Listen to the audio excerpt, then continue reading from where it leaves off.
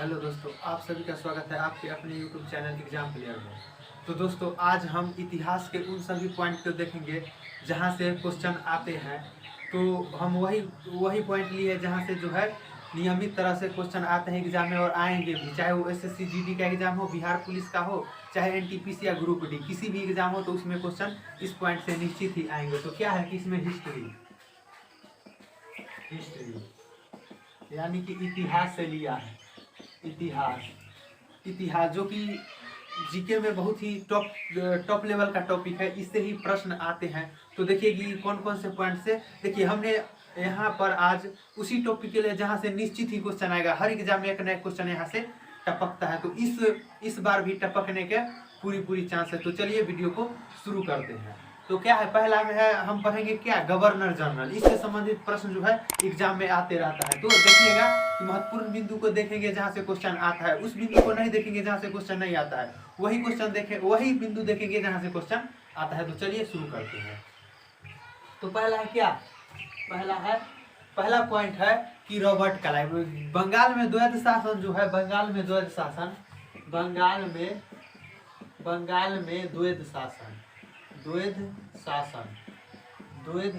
किसके शासनकाल में लागू हुआ था?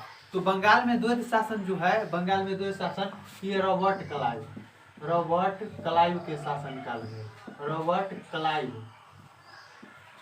क्लाइव के शासनकाल में जो है बंगाल में द्वैध शासन लागू किया गया था। रॉबर्ट क्लाइव के, रॉबर्ट क्लाइव। तो बंगाल में द्वैध शासन जो है रॉबर्ट क्लाइव के शासनकाल में लागू किया गया था। तो इस पॉइंट को याद रखिएगा। डायरेक्ट क्वेश्चन आता है कि बंगाल में द्वैध शासन किसके शासनकाल में लागू हुआ था? तो बंगाल में द्वैध शासन जो है वो रॉबर्ट क्लाइव के शासनकाल में लागू किया गया था। अगला पॉइंट है क्या, अगला पॉइंट जो है, भारत में कंपनी के अधीन प्रथम गवर्नर जनरल क्या है कि भारत में क्या है, वारेन हेस्टिंग्स जो थे,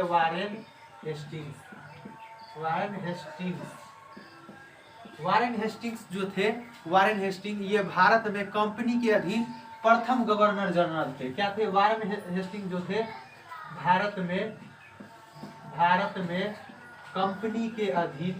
के अधीन प्रथम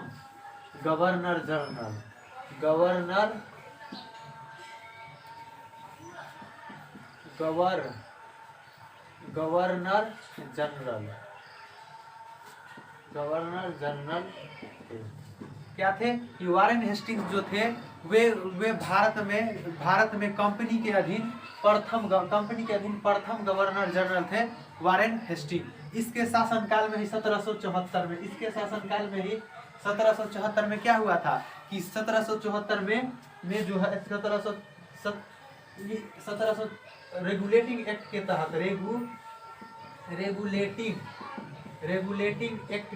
रेगुलेटिंग एक्ट कब हुआ था? 1773 में।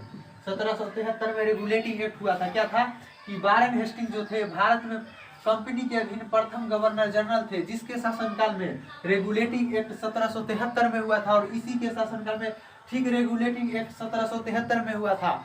और 1774, और याद रखिएगा ईस्वी 1774 में जो है 1774 में कोलकाता में उच्च न्यायालय की स्थापना की गई थी। तो 1774 में कोलकाता में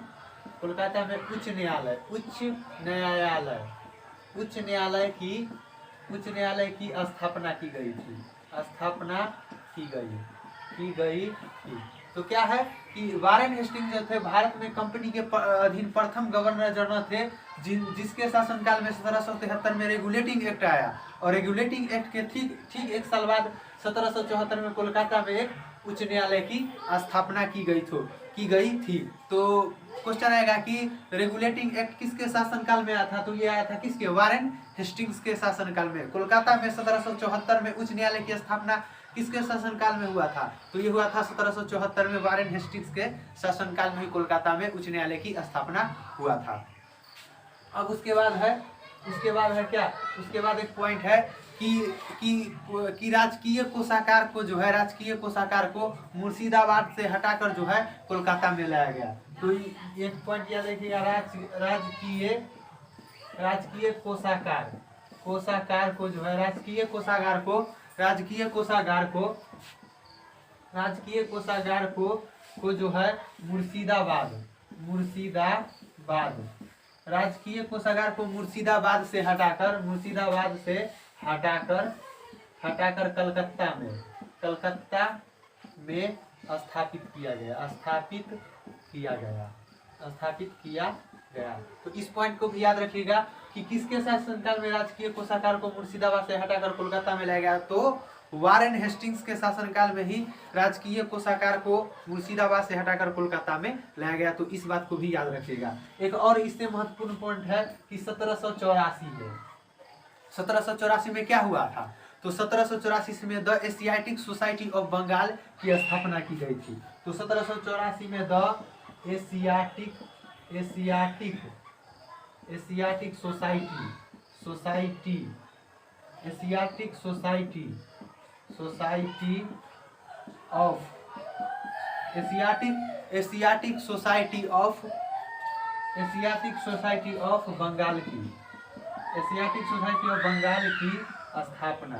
एशियाटिक सोसाइटी ऑफ बंगाल की स्थापना की गई थी।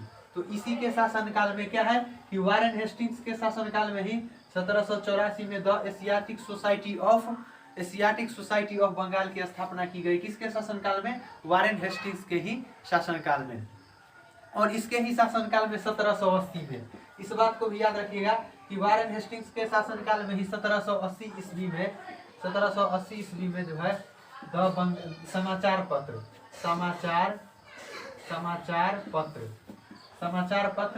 द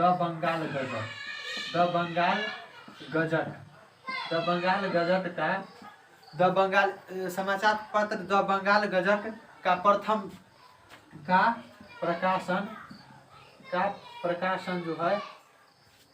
प्रकाशन प्रथम बार किया गया था। प्रकाशन किया गया था। तो क्या है कि वारेन हेस्टिंग्स के शासनकाल में 1780 ईस्वी में एक समाचार पत्र था जो जिसका नाम था द बंगाल गजट। इसका प्रकाशन जो है वारेन हेस्टिंग्स के शासनकाल में ही किया गया था। और इसको किसने प्रकाशित किया था? तो सर जेम्स ए हिक्की ने। तो इसको किसने प्रकाशित किया था? तो सर जेम्स, इसको प्रकाशन किसने किया था? तो इसको प्रकाशन James Austin Hicky, Austin Hicky. तो सर, इस पॉइंट को याद रखिएगा कि 1780 ईस्वी में समाचार पत्र द बंगाल गजट का प्रकाशन किसके द्वारा किया गया था? तो 1780 ईस्वी में समाचार पत्र द बंगाल गजट का प्रथम बार प्रकाशन जो है सर जेम्स ऑक्सटन हिक्की के द्वारा जो है सर जेम्स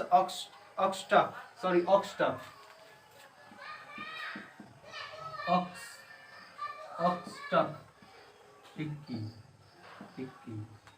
तो क्या है कि सर जेम्स ऑक्सटन हिक्की के द्वारा जो है 1780 ईस्वी में समाचार पत्र द बंगाल गजट का प्रकाशन किया गया था वारेन हेस्टिंग्स के शासन काल में ही। तो इस पॉइंट को याद रखिएगा कि वारेन हेस्टिंग्स जो थे भारत में कंपनी के अधीन प्रथम गवर्नर जनरल थे। इसने 1773 के रेगुलेटिंग एक्ट के तहत 1774 में कोलकाता में उच्च न्यायालय की स्थापना की थी। राजकीय कोषागार को मुर्शिदाबाद से हटाकर कोलकाता में स्थापित किया था। और 1784 ईस्वी में the Asiatic Society of Bengal की स्थापना की गई थी वारेन हेस्टिंग्स के शासनकाल में ही। और 1780 ईस्वी में समाचार पत्र द बंगाल गजट का प्रकाशन जो है इसी के शासनकाल में किया गया था, जो कि सर जेम्स ऑक्सटन हिक्की के द्वारा जो है इसको द बंगाल गजट को जो है प्रकाशन किया गया था। तो ये थे क्या थे? ये थे जो है वारेन हेस्टिंग्स से महत्वपूर्ण सवाल। अगला है लॉर्ड कॉर्नवालिस।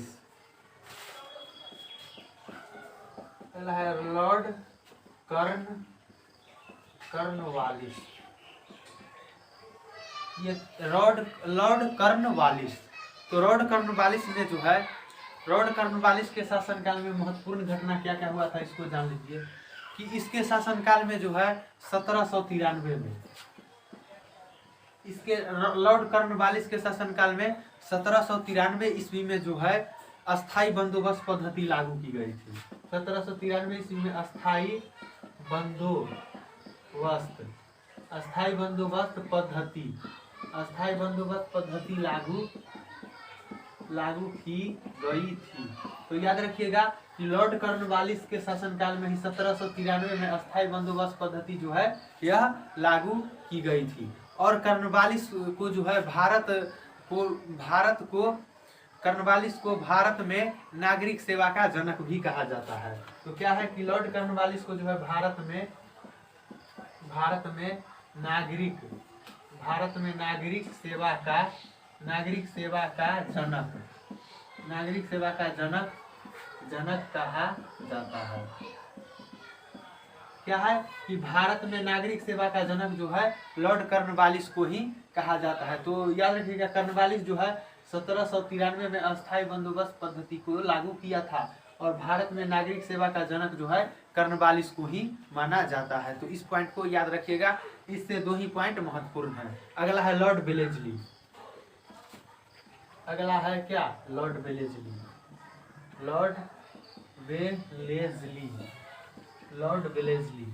तो लॉर्ड वेलेस्ली के शासनकाल में क्या क्या हुआ था इसको देख लीजिएगा। तो इसके शासनकाल में सहायक संधि महत्वपूर्ण है, सहायक संधि।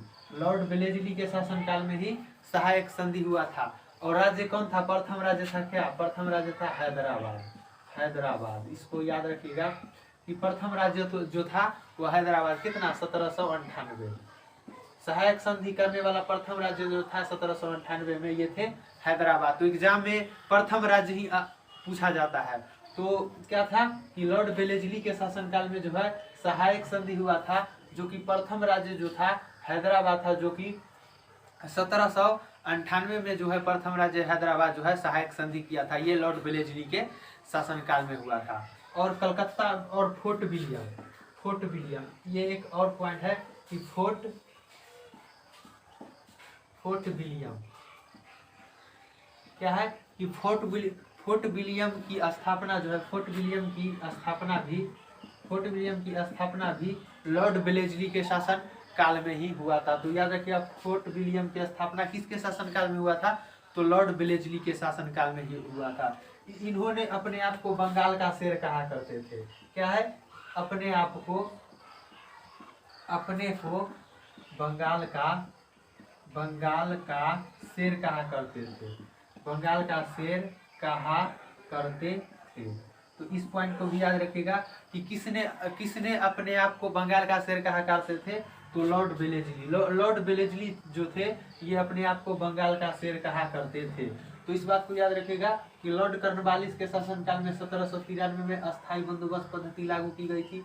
भारत में नागरिक सेवा का जनक लॉर्ड कॉर्नवालिस को कहा जाता है। उसके बाद है लॉर्ड वेलेस्ली, तो इन्होंने सहायक संधि की थी, जिन्होंने प्रथम राज्य था हैदराबाद, जो कि 1798 में जो है 1798 में इन्होंने प्रथम राज्य हैदराबाद जो है सहायक संधि करने वाला प्रथम राज्य हैदराबाद था, जो 1798 में सहायक संधि किया था। फोर्ट विलियम की स्थापना भी लॉर्ड वेलेस्ली के शासनकाल में हुआ था। अपने को बंगाल का शेर कहा करते थे लॉर्ड वेलेस्ली। तो इस पॉइंट को याद रखिएगा, इनसे जो है प्रश्न एग्जाम में टपकने वाला है, तो इसको वो याद रखिएगा। अब अगला गवर्नर जनरल कौन है? Lord William Bentinck. अगला क्या है? Lord William Bentinck. अगला है क्या? Lord William Bentinck. यह भारत का पहला गवर्नर जनरल कहा जाता है इसे। लॉर्ड विलियम बेंटिक जो है, यह क्वेश्चन बार बार आता है एग्जाम में कि भारत का प्रथम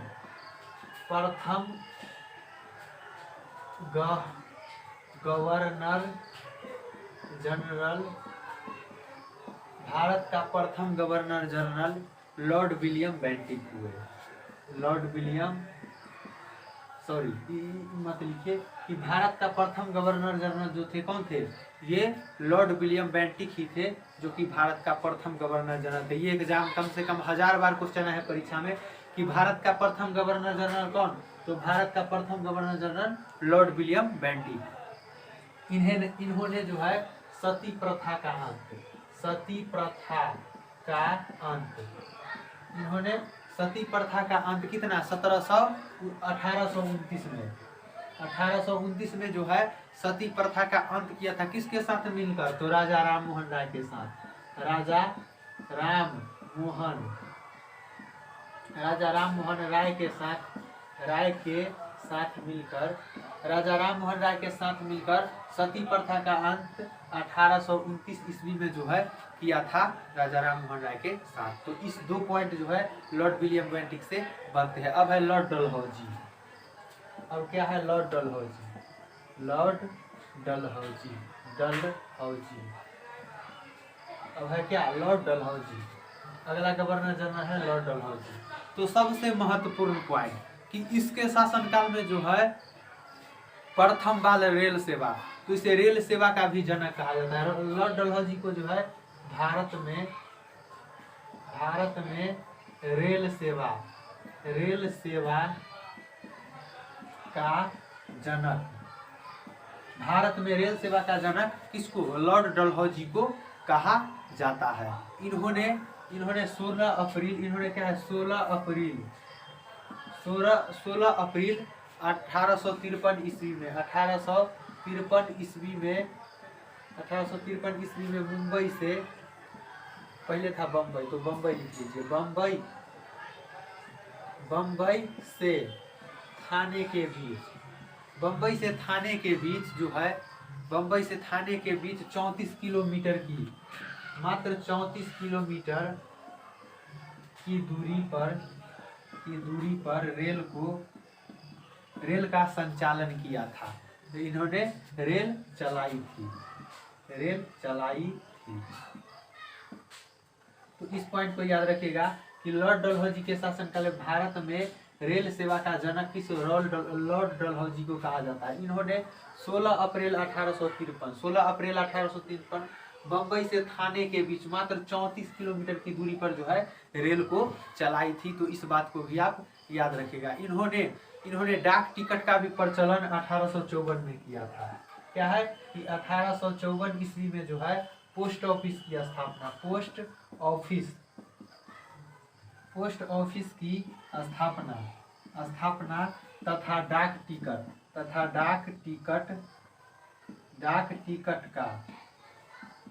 टिकट का संचालन जो है इसने किया था। तो डाक टिकट का प्रचलन किया था।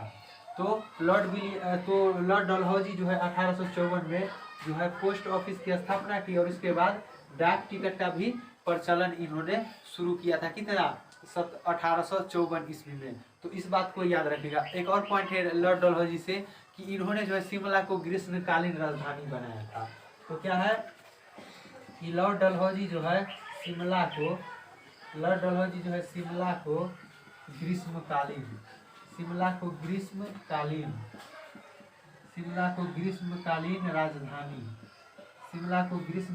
राजधानी बनाया था। तो याद रखिएगा कि शिमला को ग्रीष्मकालीन राजधानी किसने बनाया था? तो ये लॉर्ड डलहौजी ने ही शिमला को ग्रीष्मकालीन राजधानी बनाया था। तो इस बात को याद रखिएगा कि लॉर्ड विलियम बेंटिक जो थे ये भारत के प्रथम गवर्नर जनरल थे। सती प्रथा का अंत 1829 ईस्वी में किया था राजा राम मोहन राय के साथ मिलकर। और लॉर्ड डलहौजी जो थे भारत में रेल सेवा का जनक कहा जाता है। इसने 16 अप्रैल 1853 को बम्बई से थाने के बीच मात्र 34 किलोमीटर की दूरी पर रेल चलाई थी और 1854 ईस्वी में पोस्ट ऑफिस की स्थापना की तथा डाक टिकट का भी प्रचलन किया था। इन्होंने शिमला को जो है ग्रीष्मकालीन राजधानी भी बनाया था। तो इस बात को आप याद रखिएगा। अगला है लॉर्ड कैनिंग। अगला क्या है? Lord Canning.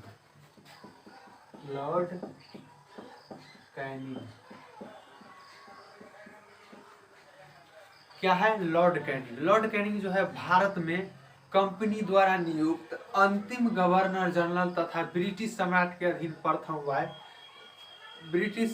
के अधीन नियुक्त प्रथम वायसराय था। तो क्या है? ये जो है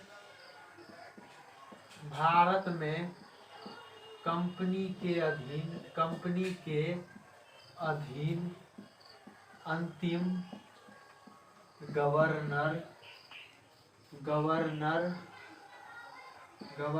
जनरल तथा ब्रिटिश सम्राट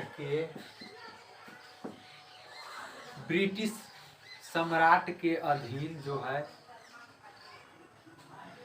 भारत में कंपनी द्वारा नियुक्त भारत में कंपनी के अधीन अंतिम गवर्नर जनरल तथा ब्रिटिश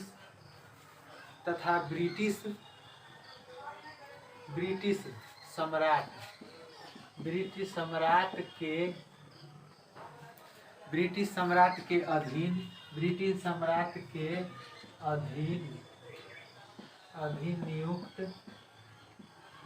अधीन नियुक्त प्रथम वायसराय था।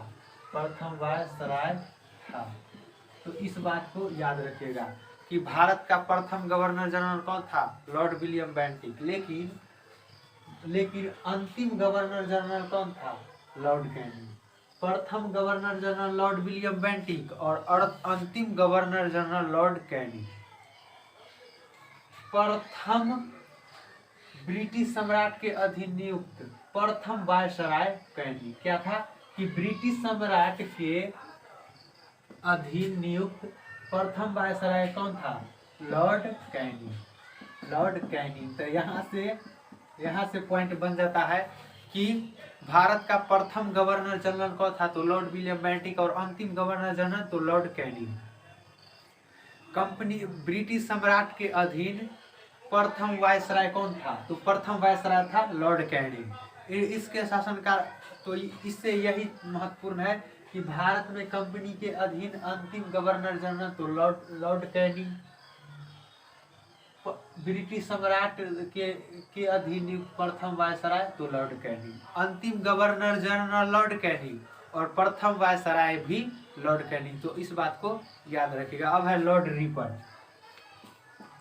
अब क्या है? Lord Ripon. अब है क्या? Lord Ripon. तो लॉर्ड रिपन जो है भारत में पहली बार जनगणना 1872 ईस्वी में करवाया था। तो लॉर्ड रिपन के शासनकाल में 1872 ईस्वी में भारत में पहली बार जनगणना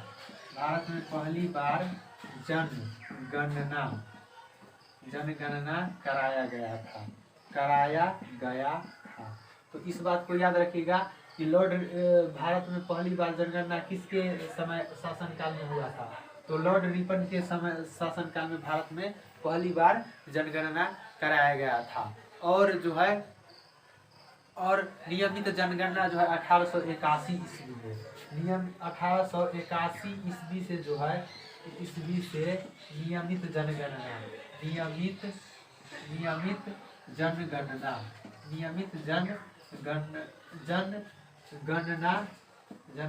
कराया गया था। तो इस बात को भी याद रखिएगा कि 1872 में भारत में पहली बार जनगणना कराया गया था और 1881 ईस्वी में नियमित जनगणना जो है शुरू किया गया था लॉर्ड रिपन के। तो जनगणना से संबंधित भी जितना भी प्रश्न हो लॉर्ड रिपन ही उसका आंसर होगा। तो इस बात को याद रखिएगा। लॉर्ड रिपन को जो है भारत का उद्धारक के नाम से भी जाना जाता था। तो इस बात को याद रखिएगा। भारत का उद्धारक भी इसे कहा जाता था। भारत का उद्धारक भी कहा जाता था। इसे किसने? फ्लोरेंस नाइटिंगेल ने। फ्लोरेंस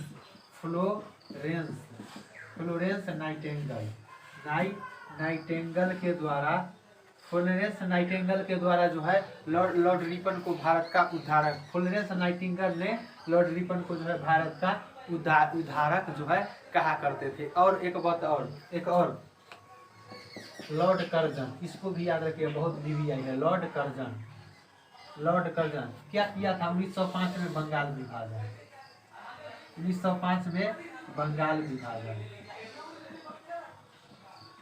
1905 में जो है लॉर्ड कर्जन के शासनकाल में 1905 में बंगाल विभाजन। ये याद रखिएगा कि बंगाल में द्वैध शासन वारेन हेस्टिंग्स और लॉर्ड कर्जन जो है 1905 में बंगाल विभाजन किया था। लॉर्ड मिंटो, एक और है लॉर्ड मिंटो। लॉर्ड मिंटो इन्होंने क्या किया था कि 1906 में क्या किया था, कलकत्ता में मुस्लिम लीग की स्थापना किया था। तो 1906 में जो है इन्होंने जो है मुस्लिम लीग, इन्होंने 1906 ईस्वी में मुस्लिम लीग की स्थापना की थी, मुस्लिम लीग की स्थापना की थी। तो इस बात को भी याद रखिएगा कि लॉर्ड कर्जन जो है 1905 में बंगाल विभाजन किया था और लॉर्ड मिंटो जो है 1906 में मुस्लिम लीग की स्थापना की थी। तो मुस्लिम लीग की स्थापना लॉर्ड मिंटो के द्वारा किया गया था। तो इन सभी पॉइंट को याद रखिएगा। अगला है लॉर्ड चेम्सफोर्ड। लॉर्ड चेम्सफोर्ड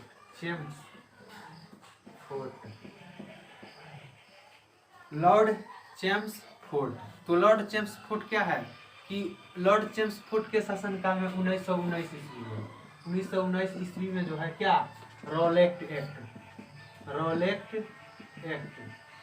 पारित किया गया था, पारित हुआ। क्या है कि लॉर्ड चेम्सफोर्ड के शासनकाल में ही 1919 में रॉलेट एक्ट जो है पारित हुआ था। इसके शासनकाल में ही 13 अप्रैल 1919 में जो है अमृतसर में जालियावाला बाग हत्याकांड। तो लॉर्ड चेम्सफोर्ड के शासनकाल में 1919 में रॉलेट एक्ट जो है पारित हुआ था, जिसे काला कानून के नाम से भी जाना जाता था। और 13 अप्रैल 1919 में अमृतसर में जालियावाला बाग हत्याकांड भी लॉर्ड चेम्सफोर्ड के शासनकाल में ही लागू हुआ था। और इसके शासनकाल में खिलाफत आंदोलन 1919 में खिलाफत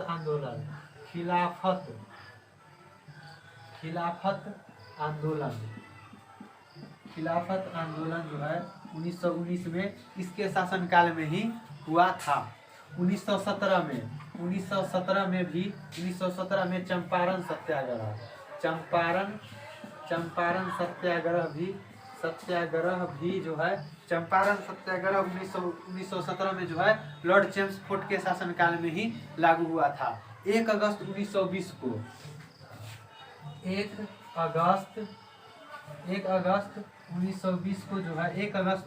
को जो है यह असहयोग आंदोलन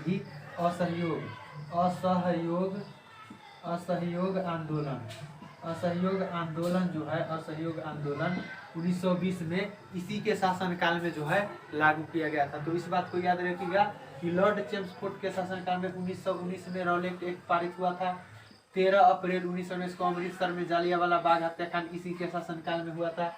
खिलाफत आंदोलन जो है 1919 में इसी के शासनकाल में हुआ था। 1917 में चंपारण सत्याग्रह लॉर्ड चेम्सफोर्ड के शासनकाल में हुआ था। 1 अगस्त 1920 को असहयोग आंदोलन जो है लॉर्ड चेम्सफोर्ड के शासनकाल में ही लागू हुआ था। तो इस बात को याद रखिएगा। तो दोस्तों ये थे जो है गवर्नर जनरल से महत्वपूर्ण जो है पॉइंट। इन सभी से प्रश्न आते हैं। तो थोड़ा सा और बचा है, इसको हम अगले वीडियो में जो है डिस्कस करेंगे। तो अगर वीडियो अच्छा लगे तो वीडियो को लाइक कीजिएगा, चैनल को सब्सक्राइब कीजिएगा, वीडियो को अधिक से अधिक शेयर कीजिएगा, ताकि जो है ज्ञान अधिक बच्चों के साथ ज्ञान जा सके। तो फिर मिलते हैं नेक्स्ट वीडियो में, तब तक के लिए धन्यवाद।